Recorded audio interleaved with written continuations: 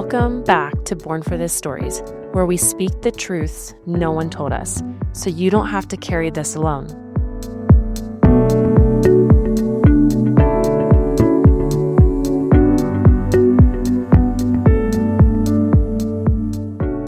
There's just a lot that goes into this episode. So this episode is really meant for really the moms out there in the shit right now, the ones that are making the decisions, even if it is a joint decision in the household, it is just for all of you, carrying the guilt, carrying the what ifs, carrying the shame, carrying all the things, because more than likely you carried that baby and the outcome was not what your wildest dreams could have ever imagined for you. And I'm holding space, and our paths and our walks may be different, but the struggles are very similar. And I'm just letting you know you are not alone in these thoughts. I can definitely tell you that. I mean, I can still see the room that I was in. I first found out about our son's diagnosis, like pretty much the moment he was born. And he was born at our house in our kitchen in a birthing tub. We did a home birth. And as soon as he was put on me, I could tell something was different. He was crying, which was great. And the midwife was like, he's here. He's healthy. Everything's great. But the second, you do like a once over, you just know that, yeah, he's crying and has air and breathing. And of course, that's a vital thing that needs to happen. And I'm super thankful for that. But something just doesn't look right. And then for our scenario, we went and, they do the exam on the baby, and our son peed on my husband. So even though anatomically things look different, functionally things were happening. So again, another checkbox. But in that space where you're supposed to be sitting with your loved ones and with your new baby and holding them and admiring them and loving them and just having those dreams of where this little being is going to go, all of that was robbed from me in that instant. Of course, we were thankful that he was alive and healthy and all of the positive things. But I could not help but think, like, why me? Why him? What did I do wrong? There must have been something that I did wrong to deserve this, to do this to him. And I just started playing all the things back over the last months and weeks, all the way up to his conception, basically. So a little backstory is that Silas is our second child, and we got pregnant with our first in 2018. We were not trying to get pregnant. We weren't even thinking about it, but the universe decided it was our time. So cool. We're pregnant. We're going to figure this out. Awesome. And so we go through and everything's like status quo, going through the pregnancy, going through it. The biggest thing that came up for us, the first biggest thing that came up for us is that our blood factors were different. So I was RH negative and my husband had positive blood. So of course, like that's like in the medical world, like a big thing. You're going to need a ROGAM shot after you deliver because that could cause future miscarriages. And okay, got it, understand. Taking that information in, we'll figure out what we want to do with that later. So being on the holistic side, I just decided that wasn't the right fit for us. We, opened and had the conversation about the pros and cons of ROGAM. I opted to be conservative and have my midwife do blood testing throughout the pregnancy to make sure there's no cross-contamination of blood. And I had her do it postpartum to make sure there was no like cross-contamination exposure where the antibodies were being built up. All that came back normal and positive. So cool, great, awesome. Had our first son, did the checks, everything was good. No indication that there's any change in like crossover in blood. And then we decided this time when we were ready that we were going to try to have a second child. So we're thinking, like we're going to have to try for a couple months, try the first time, got pregnant. Awesome. We're going to do this again. Call my midwife or who I wanted to be my midwife. And I said like, hey, like I want to hire you. It was someone different than last time. Like I'm super excited. Let me get on your books because I know you're super busy. And I think literally within 48 hours of sending that message, I started spotting. And then the shame started. So I was like, how in the world? What was I thinking? What was I thinking? Like I contacted her so early on, knowing that a lot of times, like, of course, the first 12 weeks are hush hush. Like, you don't tell anybody because there could be a miscarriage or there could be an issue.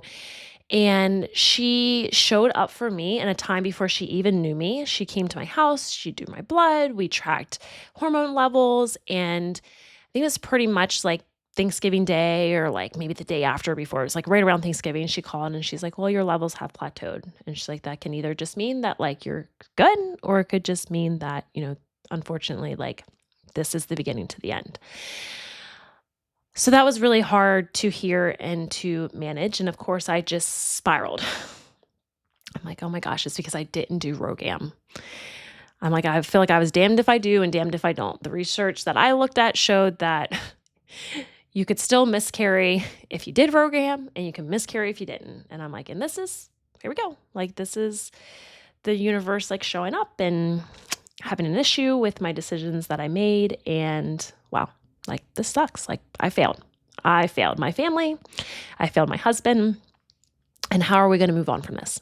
But we did move on because the pregnancy was viable.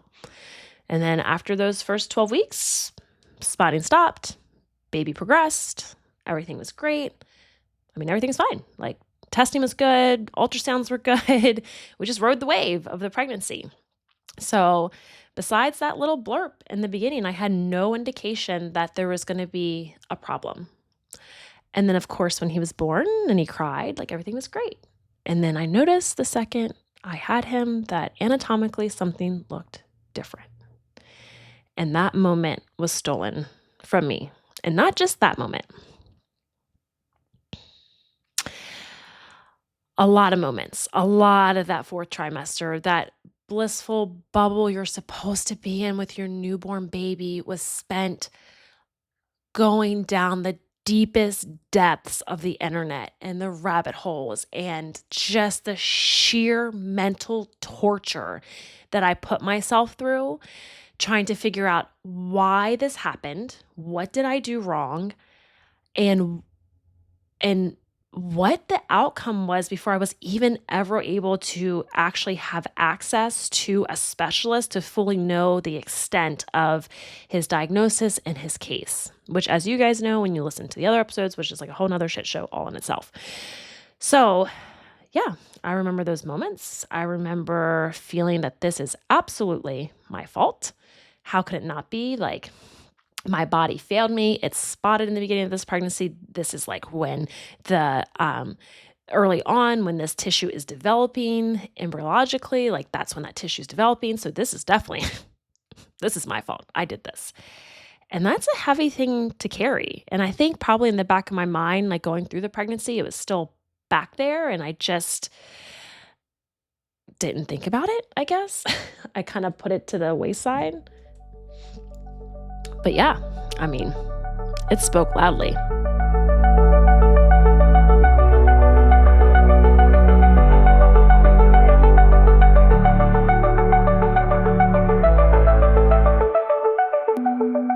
If you are listening today and you just got the diagnosis, this is my letter to you as well, and to versions of me who sat in the chair, the bed, holding my baby, wondering if life would ever feel normal again. And I can't speak for everyone, but I can say that it does at some point. I think it depends on how you cope and manage and to what extent of the circumstances that you're going through. But I do feel like all scenarios have some sort of light at the end of the tunnel. And it does not mean that all the walks are going to be the same. It does not mean they're all going to be easy. But it does mean that somewhere, healing can occur on the other side, no matter what the scenario is. So I think that is important to remember. The guilt that crashes in right away. The guilt of wondering if you caused this. Was it something I ate? Was it something I missed? Was it something I did? Was it the spotting? Was it, this sickness? Like what was it? Was I not properly nourishing my body? There's just like a million things. The other guilt, after you get baby Earthside and they're here and you're racking your brain about what I possibly did, is the guilt of trusting the providers that are placed in front of you. And this is a whole other rant that we could go on, and we're not going to go down that route today, but the guilt of not the guilt. The system is broken a lot of times because you're going and you're checking with who's on your insurance, which the whole part of our mission is to empower you to at least get other opinions, even if it's outside of your insurance. Get the opinion so that way you at least know, because sometimes that isn't the right provider. So you can trust the surgeons, the specialties as much as you can, and then things may not go to plan. You can ask all the questions. So this letter is also to the moms out there that have already contacted me and carry the guilt, probably the resentment, the regret of picking that surgeon or picking that provider and the outcome not being what was promised. And that's hard. That's really difficult. But I do want to let you know that it's not your fault. You did the best that you could with the information provided to you within inside that time, which is always the best thing that you can do. Don't let that make you feel less. Don't make that make you feel unworthy. Just hold on to that. You did the best that you could inside the time that you could with the information provided. Every mom I've talked to has whispered some sort of version of, I must have failed my child. But if we can change the perspective a little bit, that maybe this child was placed upon you because you have exactly what that child needs to be the warrior, to be the voice, to be the support, the love, the healing that child needs. That's the most important thing to remember. You just do your best inside of the time that you can. Because the truth is, your love didn't fail them. The system is imperfect. The outcomes are not always what we hope for, but your devotion, that's not broken. That's the reason you're even here. You're searching for hope. You're listening to these words. And if I had to go back to myself in that waiting room, I would say those same things. Hey, Johanna, you are not broken. You are a mother facing something most people could not even imagine. You don't have to have the answers today. You only need to take the next step. It's okay to be scared and hopeful at the same time. You didn't ruin anything by trusting the doctor, another provider. You made the best decision you could with the knowledge that you had and the knowledge that was provided to you in that moment. And even if it didn't go the way you prayed it would, you will find your way forward. Your intuition did not fail you.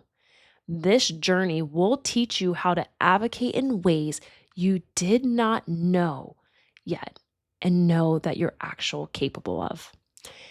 And the same tenderness you feel breaking your heart wide open right now, that's the tenderness that will grow your fiercest strength. It's the tenderness and the fire that is needed to make you become the caregiver that is needed inside those moments for your child, no matter if it's temporary or if it's forever. But you were the one picked and chosen, and let that fierce strength grow inside of you. What I didn't know back then was that trust rebuilds slowly, one conversation, one provider at a time. And that is important because many of you know we come from the holistic side. The second I knew I had to put trust in a surgeon on the medical side, I had to do some inner healing work around that because I had been, for lack of a better term, like burned in the past. I had lost a sibling at a very young age. We were all in the medical system during that time. He was sick. We took him to the doctor multiple times. They sent us home multiple times. And my brother passed away in his sleep. So talking about not trusting the medical system comes from some deep-rooted stuff, y'all. So when you have to be forced to be face to face with that again, this is my way of healing that journey. But with having such distrust prior, it did allow for me to know the second I was in front of someone that was not going to be the provider for us.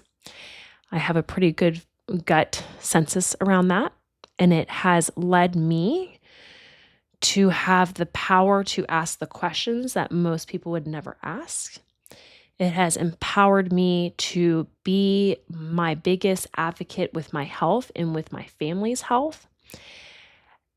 And it has allowed me to realize that basically you work for me. I will hire the best surgeon, the best doctor, the best physician that I want for my son in this moment. And we will go from there. So there was some healing around this for sure. There's no perfect path, just the one you keep choosing with love. Slowly, your body will learn to breathe again. I remember the first time I laughed, like really laughed, and it didn't feel wrong. It felt like sunlight after a storm. Because when things are dark, even the smallest amount of laughter as you're going through this seems selfish, seems not right. If you're not constantly obsessing about this diagnosis and what your kiddo is going through, then you must not care enough, which saying it sounds completely absurd, right? Like we're all human. We're all going through this life for the first time. And so it's okay to laugh. It's okay to breathe and to feel and to have a life outside of the diagnosis. Everybody needs that. I still cry sometimes. I mean, obviously, I'm crying through some of this. I still feel the scar when I touch it in my heart. Like there's still a place that you go and you can recognize the hurt and the betrayal and all the things that need to be healed inside of you. And they can be all in time. But I'm not stuck there anymore. I use those scars as a map to walk others through what once felt impossible. And it felt impossible. I say those 18 months, but it really was more than that. It literally felt like I lived in a fog for those 18 months. And when I talk about remembering that first laugh or that first sunlight, it literally felt like that. After 18 months, we get to the end of that last post-op, that catheter's out. For our case, our son's peeing. I'm like, oh, wow. There are other people in this world. There is a son and there are birds, and I live in Florida, and it's warm, and it's beautiful. But for 18 months, I couldn't see any of that. I was in pure fight or flight. But if you would have asked me, I would have had no idea. No idea that that was going on. So, yeah, there will be a point that you don't have to be stuck anymore. And we can use those scars as a map to walk others through what once felt impossible. And if you're listening, I need you to know you did not ruin your child's story. Their story is still unfolding, and it can be one of strength, joy, and resilience. What do we do when the guilt feels like it's crushing you? You put it down. Because listen, you can't carry the healing in one hand and guilt in another. Journal your fears, even if you burn the page after. Write letters you would never send. Take a deep breath and let yourself cry. Pray, scream, walk barefoot in the grass. Whatever helps you remember that you are human too. And through this journey, not only do you have to help your child on all the different emotional, mental, physical, healing, spiritual levels, you have to help yourself with that as well. And most of us all need to remember this. The fact that you care this much means your child already has exactly what they need, and it's you. They picked you. To the mom who just got the diagnosis yesterday, I see the guilt in your eyes. I feel the guilt in your heart. I know the what ifs spinning in your mind. I know the way your trust feels completely shattered in your body and your faith and yourself in this world. I know how it feels to go down the deep, deep depths of Google. But listen closely. You do not have to do this perfectly. You just have to keep showing up with love. Your child doesn't need perfection. They need you. And you, mama, you were born for this.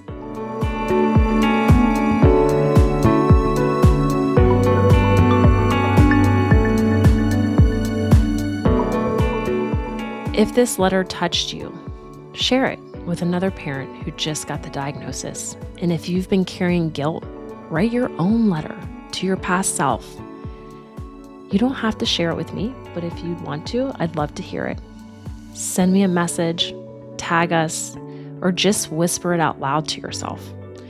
Because this journey isn't just about what happened to your child, it's about who you are becoming in this process. And I promise you, you were born for this, and we're here to support you.